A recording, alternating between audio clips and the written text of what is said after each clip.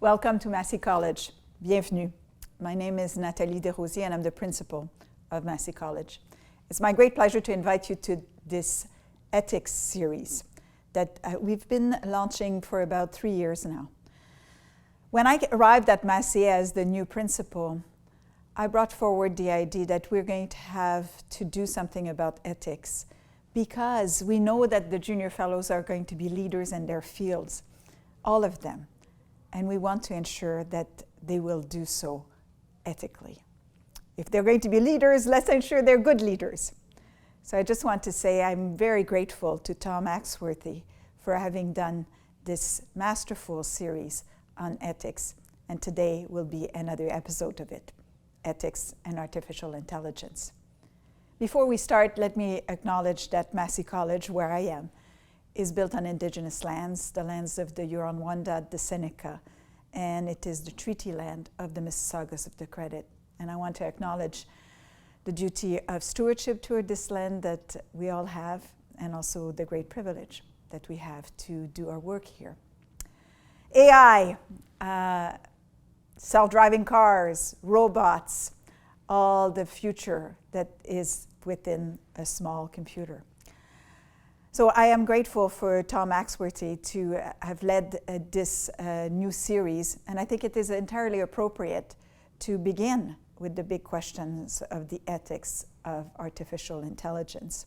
This is a precursor to the Walter Gordon Symposium that will deal with artificial intelligence as well on September 24th.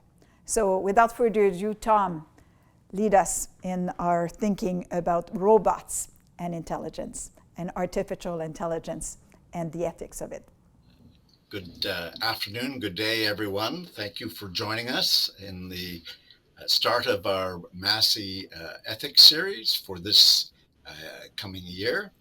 And as the principal said, today's discussion is a scene setter for a day-long student-led conference on artificial intelligence on September 24th, of which our audience on YouTube and within the university community are all invited to register on the Massey site.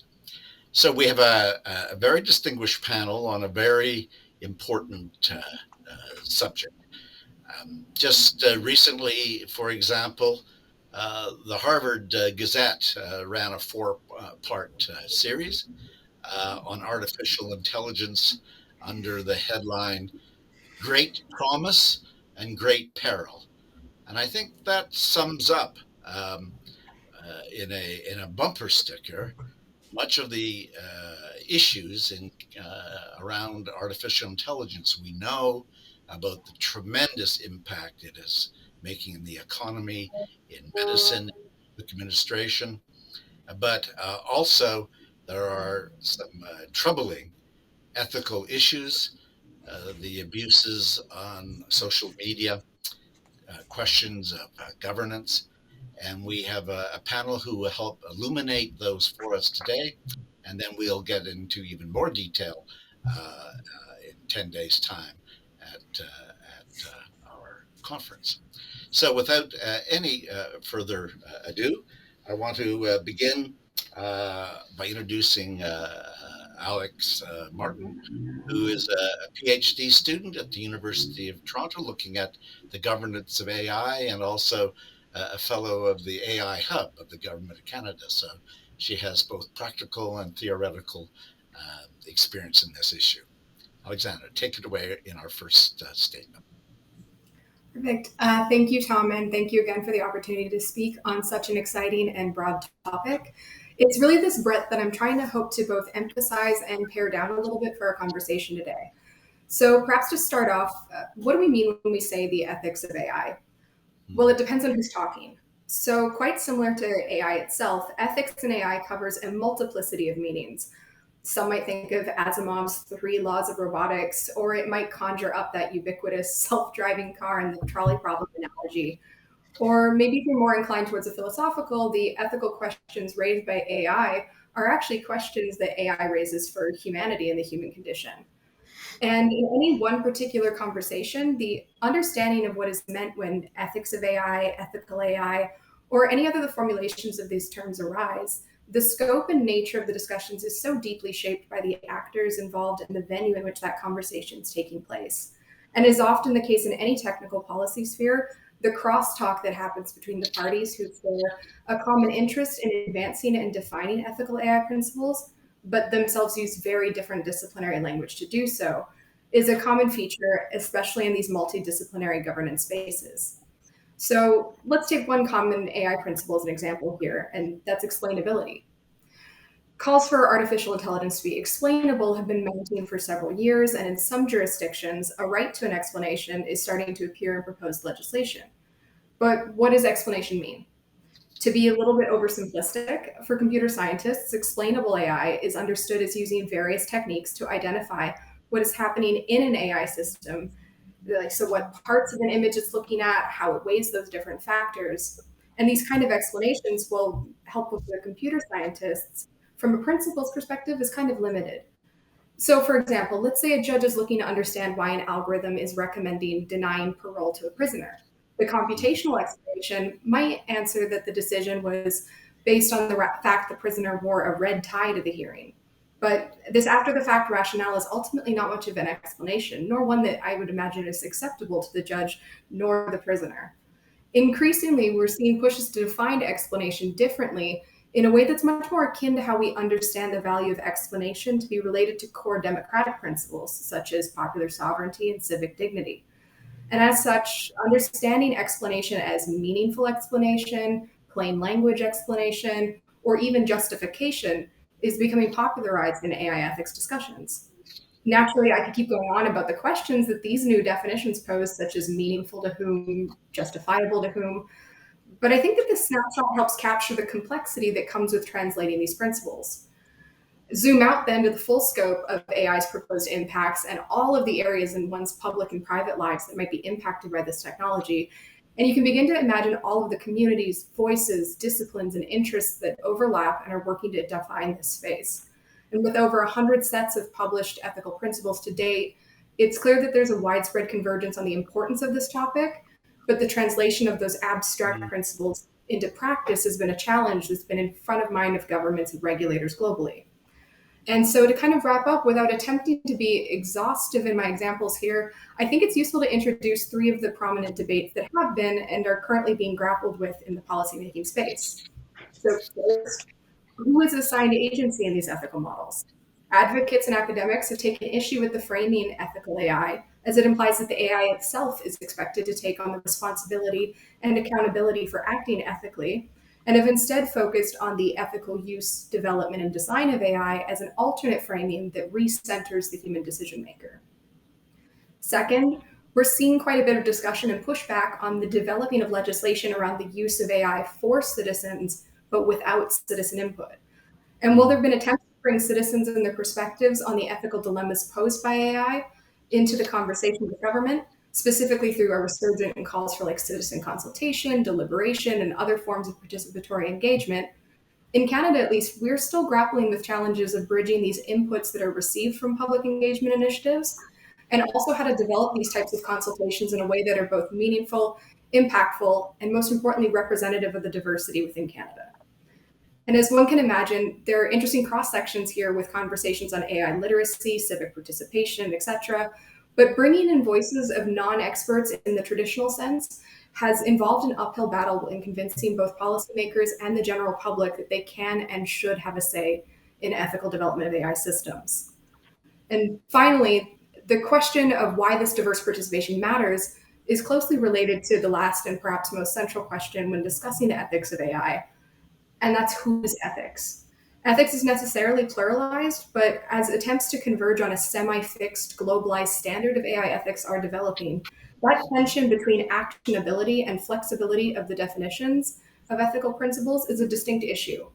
Simply put, how do you balance being inclusive of all the different ways one might justifiably define a principle such as equality, while still developing binding or guiding text that isn't so flexible as to be meaningless? So just to wrap up my initial comments, I'll end by saying that while much of the conversation around the ethics of artificial intelligence is largely prospective and looking forward, I would urge that we don't forget the very real and very current structures that shape how AI is being developed today. And this technology and its impacts will not exist in a vacuum. And it's important to consistently reflect on how AI and its debates don't just shape, but are shaped themselves by our current institutions and the politics that guide them. So thank you.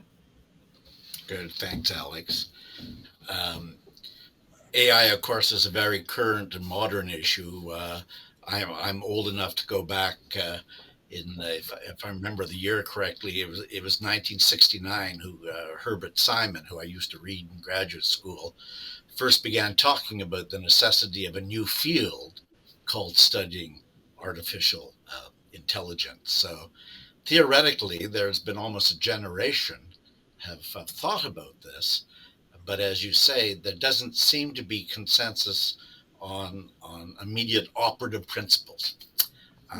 And so that then takes us, when we talk about the current relevance of AI, to our second panelist, Jamie Duncan, who's a PhD student at the Center for Criminology at the University of Toronto, and certainly, as we read in the press and in the media, the use of AI, facial recognition in policing.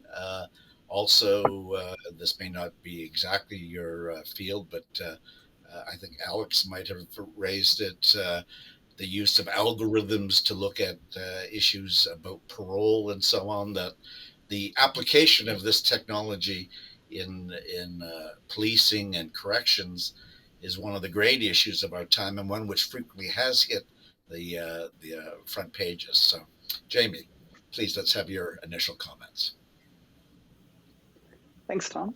Thanks so much for inviting me to speak today. I think that your introduction was perfect, because my central point today is really that the integration of advanced technology into our lives is often presented as this thing that's inevitable, but it's not.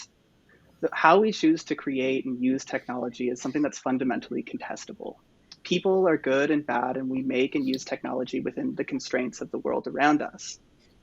We embed our values and politics into the technologies that we use and create. And so conversations about bias or fairness or algorithmic discrimination that have dominated the ethics of AI space have sometimes had the effect of distracting from the fact that these are also political issues, and that they don't necessarily have technical solutions. In bringing that up, I think that what I'm saying is that more emphasis should be placed on the kinds of questions we ask of AI. And more broadly, I think that the discussions that are often framed about technologies in of themselves have more to do with the tasks that we delegate to technology. The adoption of AI systems is often justified by the increases in efficiency that they allow. So in this way, the ethical question becomes, what are we optimizing for? To bring it to the example that you mentioned already, we can imagine the Toronto Police's use of facial recognition technologies helping to identify suspects of a crime. Police often justify the use of new technologies by saying it helps them to prevent things like human trafficking or child exploitation. But we also know that these systems can contribute to racial discrimination and have in fact led to false arrests.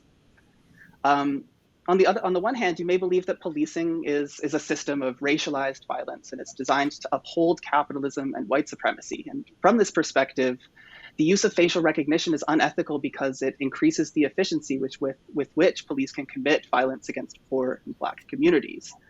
But conversely, you might believe that police are necessary for maintaining public safety and order.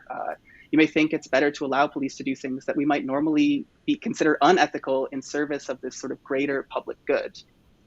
And in this view, increasing the efficiency with which police can track down suspects is a positive thing. We can turn to a more extreme example of a computer vision system that enables drone strikes. This system is used to bomb a wedding attended by a suspected Islamist terrorist. The dozens of other attendees, including children, are written off as collateral damage.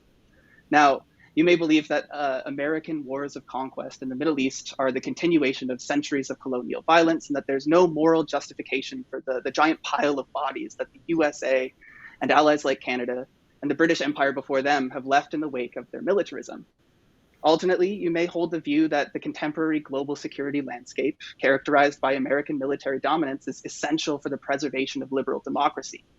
This viewpoint justifies hawkish foreign interventions in the name of protecting the freedoms that are held by wealthy Western citizens. Now, I don't believe that both sides of the dichotomies that I've just cast are equally justifiable, but I make these somewhat radical distinctions to emphasize how in both of these cases, the question at stake is, what are we choosing to make more efficient? What are the effects of that efficiency, and who is making these choices? To call back to some of Alex's comments, it seems that conversations about the ethics of AI in of itself are ultimately peripheral to more general moral and political consequences that are endorsed by those who design and use technology. The adoption of mass data collection and increasingly capable automated decision systems has empowered both governments and corporate actors to shape possibilities for everyday people to act in the world. This refers to everything from the information that we can access, to the products that we buy, to how easily we can move through our communities or across borders. And the point being is that how we are allowing technology to become integrated into our world is empowering fewer people to make more consequential decisions about the lives of everyday people. Increases in efficiency are being used to constrain individual autonomy in ways that are super extreme, like that drone strike, but also banal, like the ways that we access information on our smartphones. They're constraining our autonomy as opposed to enhancing our well-being in many cases. But this fact isn't inevitable, and nor is it absolute. It may seem like I'm a bit of a cynic, but I promise I'm not. Technology is really, really cool. And as much as new technologies have expanded the capacity for humans to do really bad things, they've also ensured that on average, human life is less nasty, brutish, and short than it was 100 years ago. The same types of computer vision systems that assist with drone strikes can be used to stage rescue operations at sea or to document human rights abuses in war zones. Risk algorithms like those that make policing and border security more efficient can help reveal political corruption or large-scale economic crimes perpetrated by powerful people. Facial recognition and biometric technologies that are used to tighten control over people can also help to protect them from identity theft or having their private information stolen from their devices. At the end of the day, I'm an optimist, and AI and other advanced technologies can support human flourishing. We just need to ask the right questions, and we need to make sure that we're not sort of zombie walking into a situation where we throw away our rights and our autonomy. And I think that it seems like that's the path that we're on right now, but it's not inevitable. Oh, well, that's optimistic. Good. As we turn now to our third panelist, Stefan Kehlenbach, an expert on power and politics. Stefan, I'm just reminded again, going back into the past a little while, but I taught for many years at Harvard, and one of my students called me in December of 2016 to say, Professor, have you ever heard of Cambridge Analytica? And I said, no.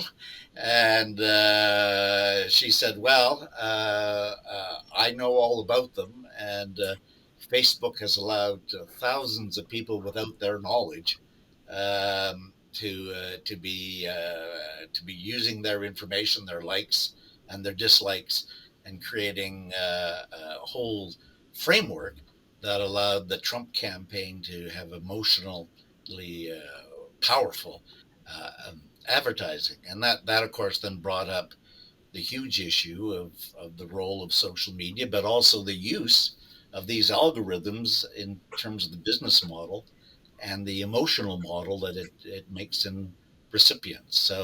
So like facial recognition, we've got many examples of the potential negative side of AI in your realm of politics and the intersection with technology.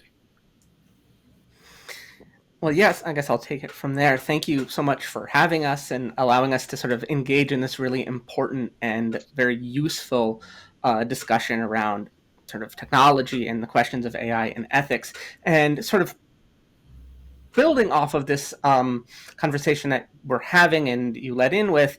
I want to maybe step back a little bit and ask more of a sort of deconstructive question and perhaps problematize the very framing of this discussion a little bit and ask, well, what do we mean by AI ethics? And is this question of ethics really the most advantageous way of grappling with these questions of power and of political control that you are bringing up right here?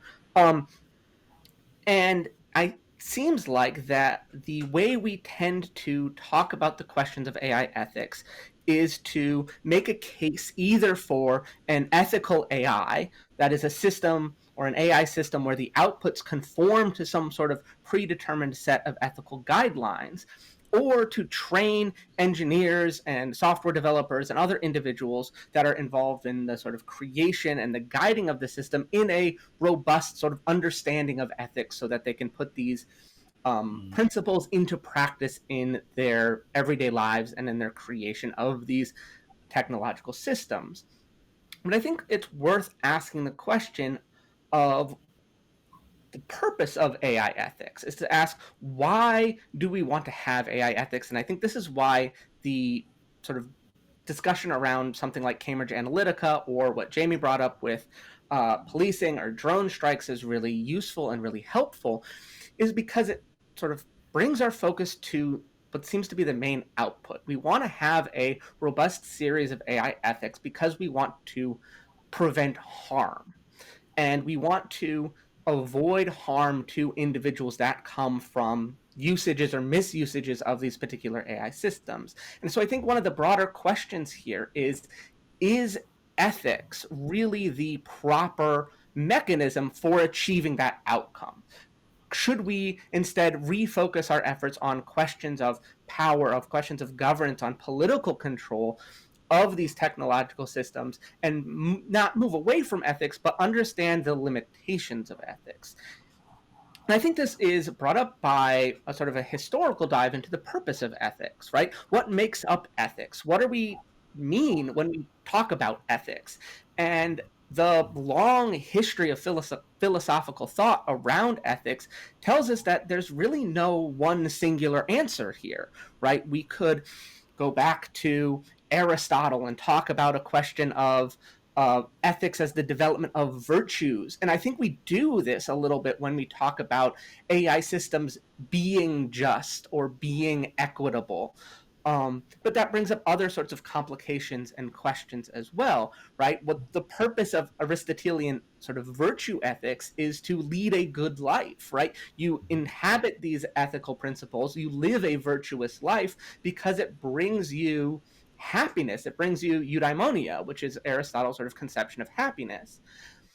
But are we expecting an AI to live an ethical life, to sort of achieve this happiness and this eudaimonia? I think that's sort of an absurd claim. So my real question here is, what can we do? What sort of conceptual moves can we take to ensure that we're achieving the end that we want, which is a technological system that is either free from harm or minimizes the sort of harm that you get with Cambridge Analytica or with policing or with drone strikes?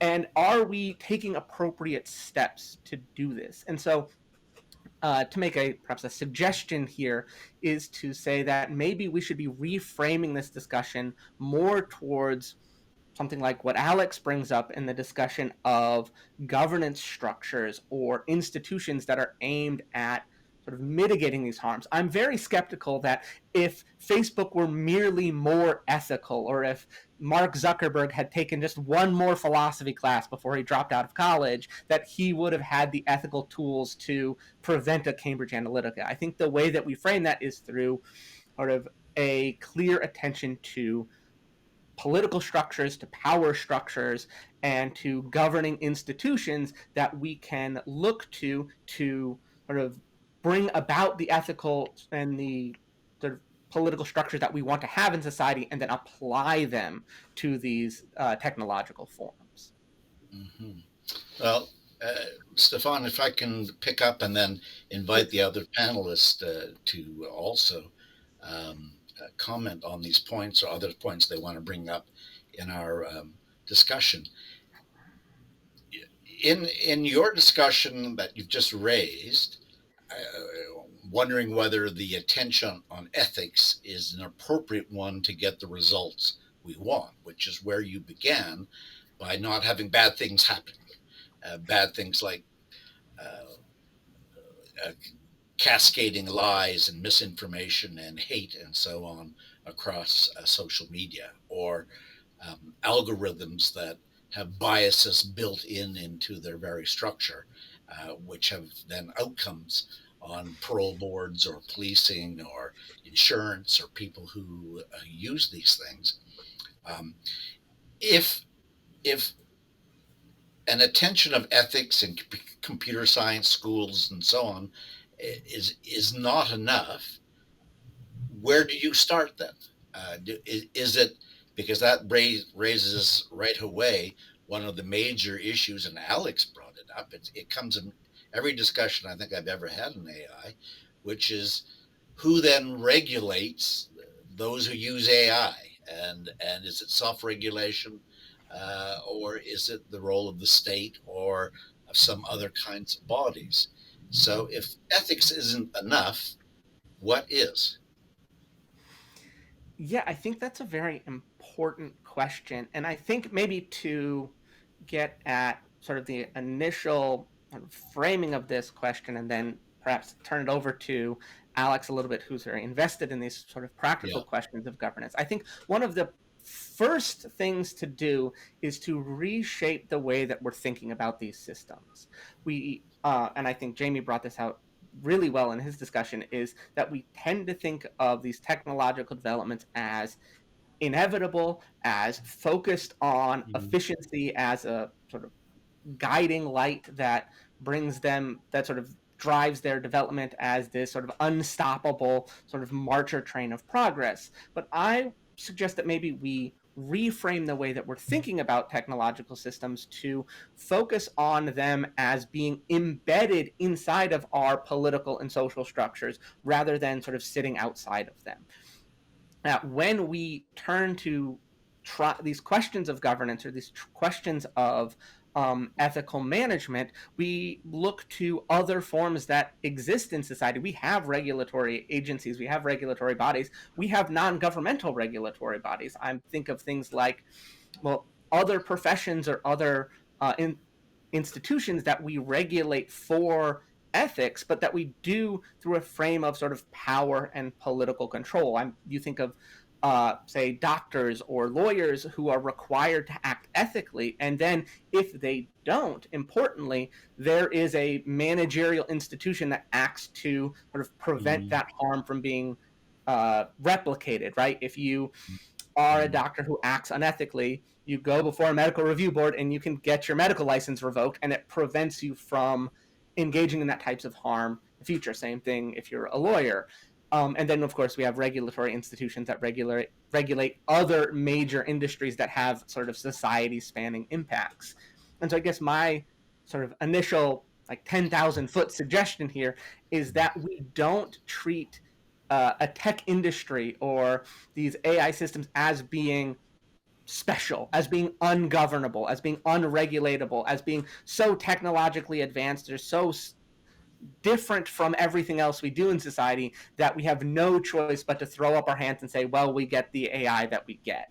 But to recognize that these things are embedded inside of society, they're embedded inside of political structures, and that we should be thinking about them in this holistic way. Good.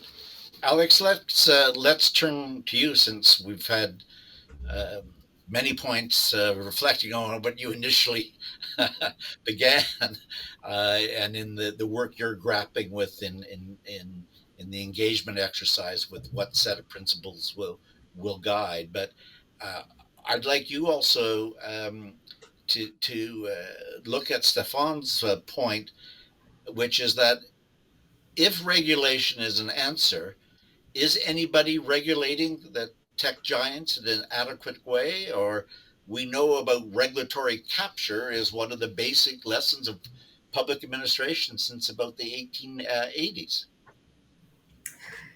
Okay, so big question. I will probably start with no, I don't think that we're doing it sufficiently, but I'm going to expand on that by first going back a little bit to both what Jamie and Stefan said. So, well, we are talking about ethics quite broadly, and when thinking back to even Jamie's point on, the optimizing for efficiency, like what's the other side of the coin? Like what is the thing that we're maximizing for? Why are we framing the conversations this way? I think it's also important to look at the other side of the coin. So what's opposite of these ethical principles? It's a commitment to innovation. And that discourse about innovation and the primacy of innovation, and particularly the economic, political, and power advantage that first movers in this space will have, I think that raises a lot of questions as to why we limit ourselves to discussions of ethics, why we've moved slower on certain forms of regulation, and why what you often see coming out of governments is trying to kind of have your cake and eat it too. How do we create flexible, technology neutral, non-binding in the way that it's not so constraining that it will prevent future iterations of artificial intelligence or future applications that we don't know about from coming to the forefront? And that's posed against this question of, but also how do we protect human rights, human dignity, and our citizenry more broadly? I think that some of this comes back to the questions of who's ultimately going to be accountable for these rules and how do we create that balance? One thing I think that I've seen quite frustratingly as a trend is it seems that, and I speak about this mostly in the Euro-Atlantic context, is that there has both been a switch between moving towards what we call like the risk-based models of regulation. So in this case, we're looking at trying to find the impacts that are the least reversible or the longest term or could cause the most known and immediate harms, and then drawing red lines there or creating accountability structures there. And we're dealing with all of these most extreme applications first as kind of the big bad boogeymen that we want to get out of the way and we want to make sure are dealt with. What we're leaving at the under end of it, though, is all of the applications that are considered to be more benign, more menial, more along those lines of the original hopes and ambitions of AI, which is that we're going to start removing the routine and redundant tasks that are maybe not so suited for people. But unfortunately, what that's also doing in parallel is it's leaving that space largely unregulated from the government perspective and allowing private sector, as well as these non-governmental regulatory bodies or standards organizations, to take on what has traditionally been a governance role in this space, or a role for government in this space. And what they're setting and normalizing and running there directly feeds in through stakeholder engagement, through collaboration on contracts and partnerships back into the government, and does really shape how we understand and how we define our own rules. To keep it in the Canadian context, I can see this speaking very personally here in a lot of the critiques that I've seen raised against our own emerging regulation for AI and data, that it in its current form is insufficient and cedes far too much of this non-emergency space to private regulators. And why I think that matters is that we're not asking those critical questions like what Jamie had flagged of why is something being regulated? What are we erasing when we regulate it? Not regulated, so why are we automating something? Why is that the thing that we've decided must be optimized or must be handed off to a machine? And by looking only at these individual applications in our regulations, or only looking at things in piecemeal and only deciding to government in piecemeal, what I'm nervous about is that we're going to, over time, have this incremental shift towards automation, or to removing human decision makers, or to having these little effects build up in such a way that it now becomes irreversible, or that process is no longer something that we have capacity for. We saw it with new public management reforms, for example, where we professionalized some of the public service. We moved some of the capacities out of the public service into private sector or through public-private partnerships. And even in this most recent pandemic, that I would say quite directly impacted the ability of states to be able to design internally and respond internally to their own to the pandemic and to this emerging health crisis. And as such, we brought in tons of experts external to government, and that allows for that sort of capture external to the state in a way that I think could happen here as well. And that's where I think that, to kind of wrap up my intervention here, that when we're looking at to go back to that framing question, when we're looking at why we look at this as ethics and not as a question of traditional governance or traditional power or any of the normal ways in which we'd approach regulating an emerging technology or regulating an emerging sector, we also have to keep in context the other half of the coin, which is innovation, and the discourses that exist there, and the power that exists there, and the interests of actors to ensure that we try and have something that's perhaps less binding and less constraining in the long run as our primary focus. Well, Alex, I mean, you've mentioned innovation, and from some figures that I've seen, almost all of it from the private sector, but investments into AI and robotics it's estimated within a year or two, it'll be about 120 billion a year annually. I mean, this is a juggernaut of immense proportions, leading to innovations, but also creative destruction at the same time. And we began, and Jamie raised it. I'm going to go to him in a minute, saying this is not inevitable. But if we're talking about investments of that magnitude from the private sector, its inevitability seems to be, if not for sure, it's well on its way, because that has to be one of the largest single investments that are happening in our global economy. So, Jamie, I want to go to you, because you began with that principle that this was not inevitable, and I mean, starting with the computer science schools or the schools of engineering, ethically, a problem, can we build it? And some people think, well, perhaps we should be asking, should it be built before deciding that we need this kind of innovation? So I want to turn to you on the discussion that we've had. How big, and I've just said a moment ago that it's a huge issue, is it beyond our grasp now in terms of the impact of this technology? It's infusing so many areas, and we're just at the cusp of it. I mean, it hasn't even been that well along. It's kind of doubling, tripling, perhaps as we're speaking.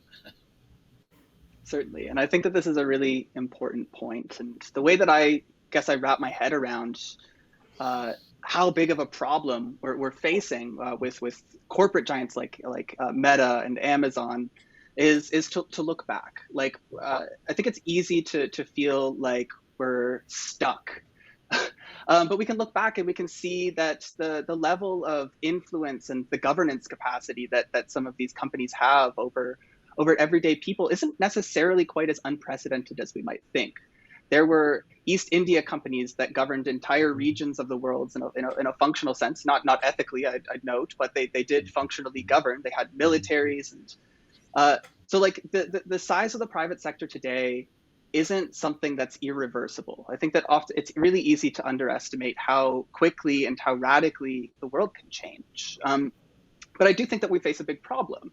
We've come to a point where economists and journalists are talking about Amazon in terms of a centrally planned economy. And I think it's a really interesting thing to consider, is that when you enter one of these platform spaces, like Amazon's ecosystem, including like Amazon Web Services and the marketplace and all of these things, we're not necessarily in a capitalist free market anymore. And so we can think about the inertia that all of this investment into AI is causing, but we can also think about the ways that these innovations are actually shifting us away from the type of economy that we think we live in.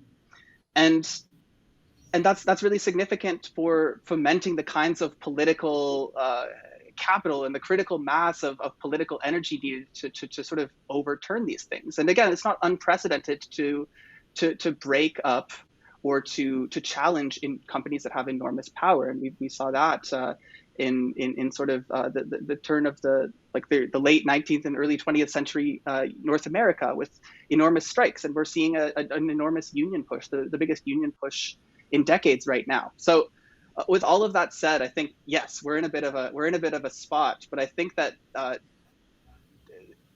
the inevitability is a bit of an illusion, because our lives are so dominated by these technologies, but we always have the capacity to sort of take that back through a variety of different mechanisms. Union building is one of them, but also regulation from the top down, like antitrust, for example. Mm-hmm. Stefan, continuing on points you raised and that and Jamie just raised about power and politics, and we are talking about enormously powerful institutions. We're talking about the Amazons and the Googles and the Facebooks, and who is commensurate? Jamie's just talked about ways that you can have power and then countervail. Who's countervail to those vast power blocks now?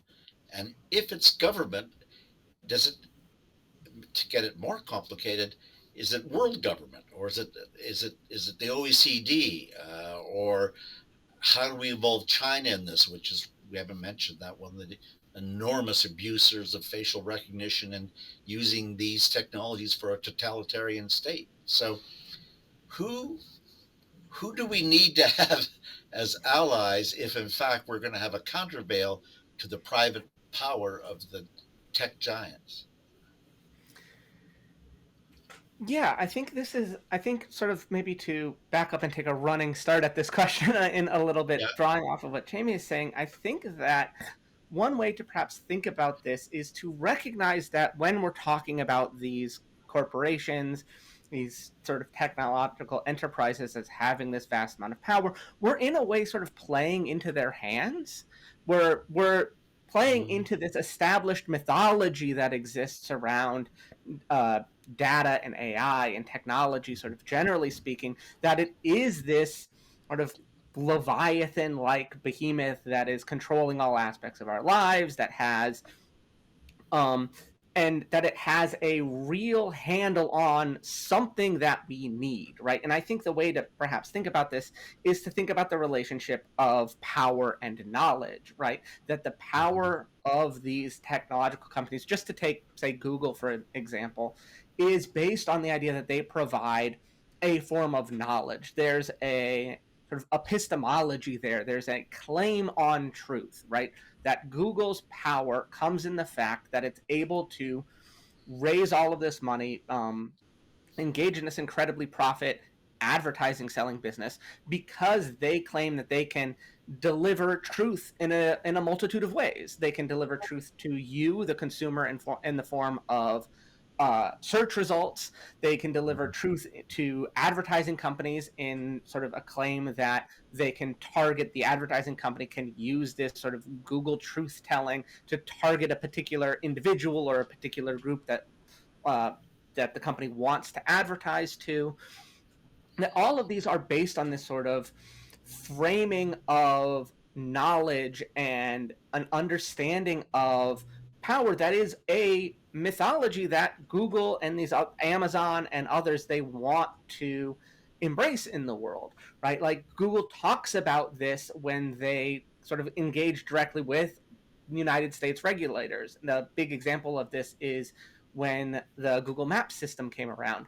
When the Google Maps system came around, there was a big public push. There was a lot of skeptical arguments happening in at least the United States government, which I'm a little more familiar with. And the reaction from Google was simply to push forward, ignore any dissenting voices, and establish this mythology of Google Maps and especially Google Street View as a thing that exists, a thing that is good, and a thing that is inevitable. And they were successful in pushing this sort of ideological form. And now we have Google Street View that sort of ostensibly takes pictures of all of our houses. And so I think one of the things to recognize is that these behemoths seem very large, but that's because they want to be seen as such, right? The Leviathan gains power by sort of being viewed as the Leviathan. It's the fear, it's the awe of how do I take on Google? What's the alternative to Facebook?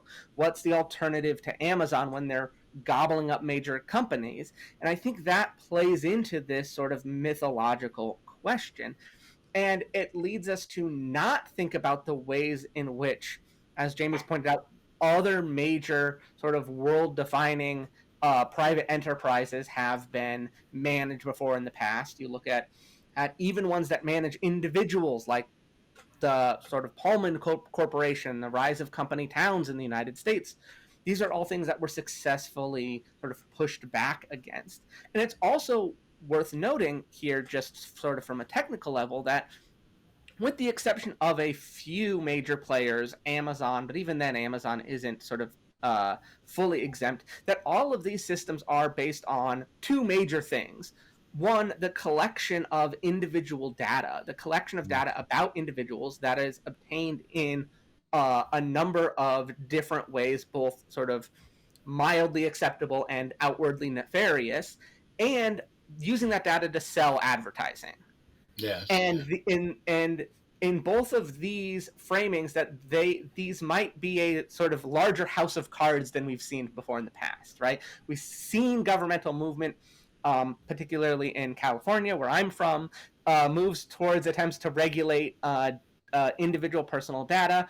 There have been scholars that have argued that the sort of advertising sort of superstructure of these major companies is a sort of called it like a subprime boom, that or a subprime bubble that might burst and change the internet as we know it.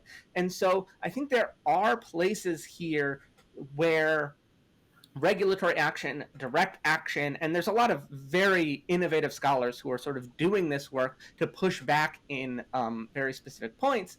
But I think to bring back to my major argument here is that we need to be careful not to cede the argument to our adversaries, if you want to take an adversarial relationship. So I think that's part of the question. I think that's also true in the question of ethics too. We need to be careful in our discussion of ethics that we're not ceding ground and allowing the conversation to be built around us when we are sort of attempting to, in good faith, engage with these systems. Okay, Jamie, do any points that you'd like to make on how we push back and on the power dynamic that Stefan has been describing? Certainly, I think that there's two big points that Stefan raised for me, which is first that there's the opportunity, given this sort of weakness of these large companies, which is that they really rely on data collection, is that we do have the opportunity to just not. There are people who are giving up their smartphones. There's a push for people to adopt so-called dumb phones right now, and people are going back to the way that people did things 20 years ago by looking up where you're going before you leave home. The second piece is that we've got the opportunity to collectivize. There's this one thing that they want from us, and they want it from all of us. And so we're seeing pushes for modes of collective data governance that exceed this sort of informed consent model that we exist within right now. We're seeing pushes for things like data cooperatives, data trusts, and I think that data unions are an underdeveloped but a really cool idea, just as a concept for people deciding to pool together the information that these companies find valuable and then to negotiate with them about what they can and can't do with it. So those are my two main points on opportunities for pushing back, I think.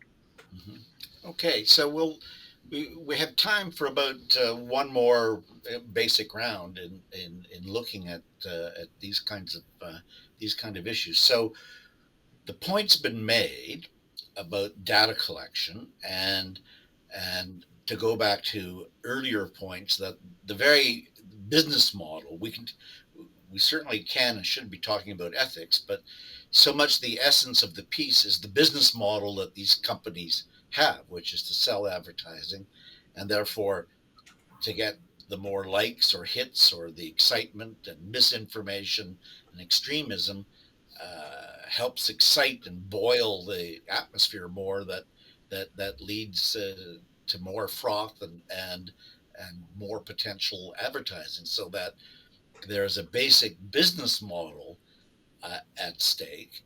And some argue, I don't know if you were, Jamie, that everything else is window dressing unless we can change the basic business model of the data collection.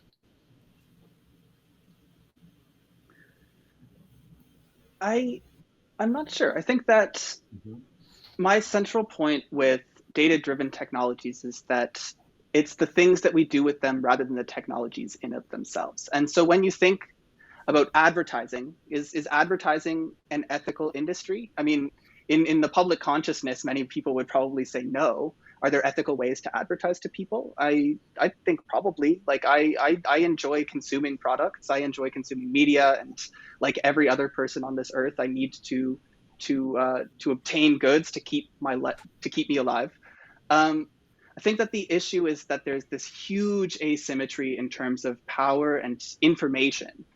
We don't have the capacity to negotiate back with these organizations that increasingly govern large parts of our lives. And well, we can just opt out. That's always an option. There's a sort of a counterpoint to that, which is that a large amount of social life increasingly happens on or is mediated through the internet. And so in order to sort of uphold principles of fairness and equity, like that our liberal democracies sort of purport to be founded on, we need to find ways to make these spaces accessible and safe for people. And so I think that the business model based on advertising is one thing, but the way to push back against the negative effects of the business model is to sort of take back that data, is to be really careful about the ways that we're seeding our data, and to really start asking questions about how we can start managing the data before it ever gets to Meta, how we can start managing data before we give it to Google, or taking it back,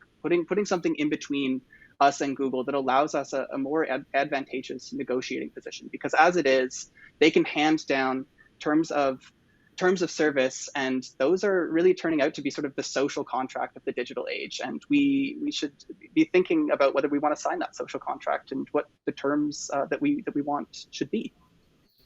Alex, we keep circling around and coming back to governance and power and behemoths.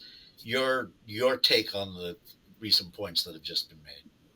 Yeah, I'm really quite happy that Jamie also brought up data trust, data unions, other forms of collectivization, because I think that that's the other myth, in addition to what Stefan already pointed out, which is that we do have in our regulation this limitation where we have individualized the harms.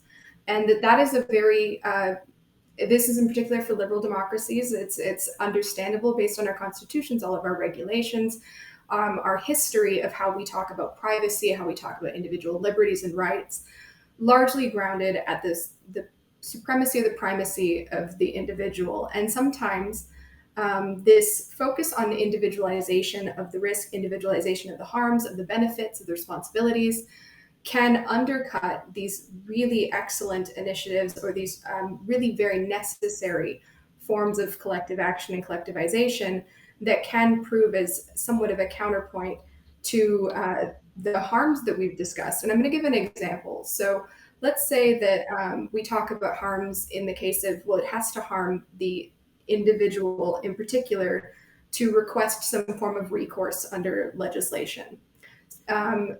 Well, we've talked about misinformation and the role of social media. One of the things that happens in social media is that obviously we get our experience optimized, and insofar as that we get put in these filter bubbled communities that don't really challenge our perspectives, and ultimately make being on social media addicting, engaging, really quite a pleasurable experience.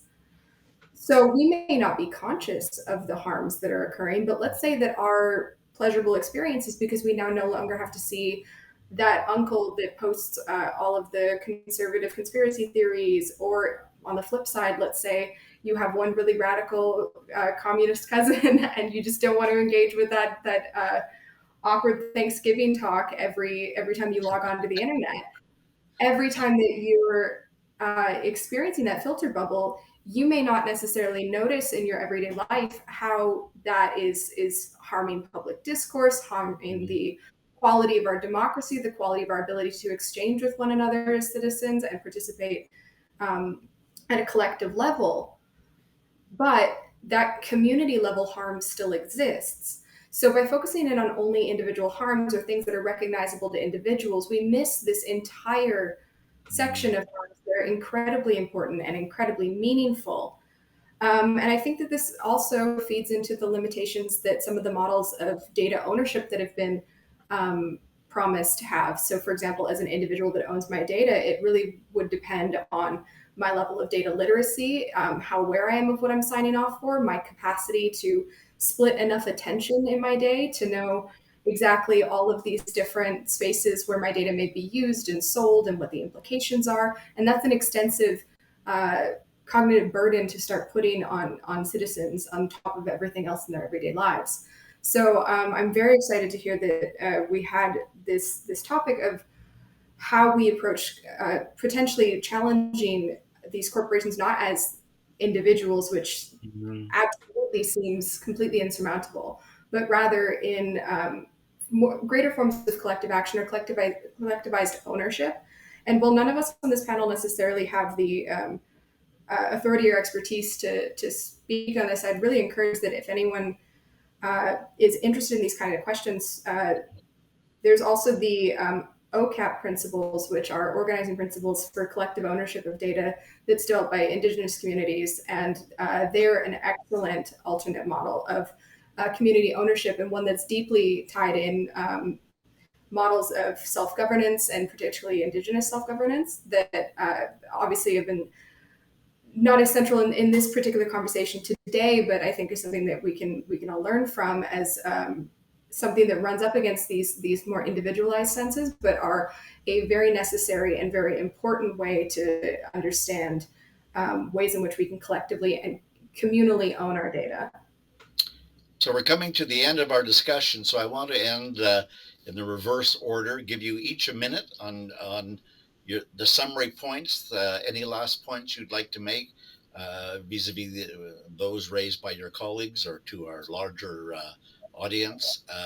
So a minute each for a wrap-up. Stefan, let's begin with you, since we started with you at the end last time. Thank you. Oh, so just to sort of conclude this discussion a little bit, I think in my mind, the most important thing, or one of the most important things to take away from this, is to make sure that we don't get trapped inside sort of modes of thought that predetermine what we think of as an acceptable future, is to keep a critical eye on how the terms of the discussion are being held and what the framing mechanisms are being used, right? The use of AI and the use of data already sort of manage our lives in very invasive and even invisible sorts of ways. And I think we need to be careful to recognize that, but also recognize how that changes and influences the discourse that we have around these sorts of discussions, to open ourselves up to, as Alex pointed out, Indigenous data ownership questions, or questions of whether or not an ownership or a property model is even an appropriate model to understand elements of our own identity, which is all personalized data really is. It's elements of our identity that's being sort of collected and used. And so I guess my to finalize this question is to encourage us to break free of what might be considered traditional framings, to think beyond ethics, to think beyond simply managerial regulation of these systems, and conceptualize a broader, less dominating, less alienating future with technology, rather than a future without technology, or a future with technological domination at its core. Good. Jamie, to you. Thank you so much for having me. And tough act to follow with Stefan there, but I fully agree. And I think that one of a pragmatic question that one can ask in making determinations and in making up one's mind about whether one finds a particular technical system tolerable is, what is this system or what is this technology optimizing for? And to call back to the example that we were working with in sort of our more recent discussion, when we're engaging with these large platforms, what they're optimizing for is either our attention or the amount of value that they can extract from our engagement with a given interface, whether that's Facebook or Instagram or even Amazon. And a step that we can take after answering that question, what is this system optimizing for, is to start moving away from seeing the harms as purely individual. I'd like to sort of fully endorse the point that Alex was making before. The ways that we have understood rights as something that's highly individual and something that needs to be protected at the individual level is being challenged because data-driven systems operate at the aggregate level. They're not necessarily concerned with an individual data point or us as a collection of individual data points. They're concerned with how those trends play out across a broader population, and that necessitates us adopting a more collective perspective in terms of trying to mitigate these harms and trying to band together to push back and push for styles of regulation and governance that can effectively manage these kinds of systems and how they integrate themselves in our everyday lives. Alex, final summation to you. Here, I thought I had the advantage going first coming in, but y'all surprised me here.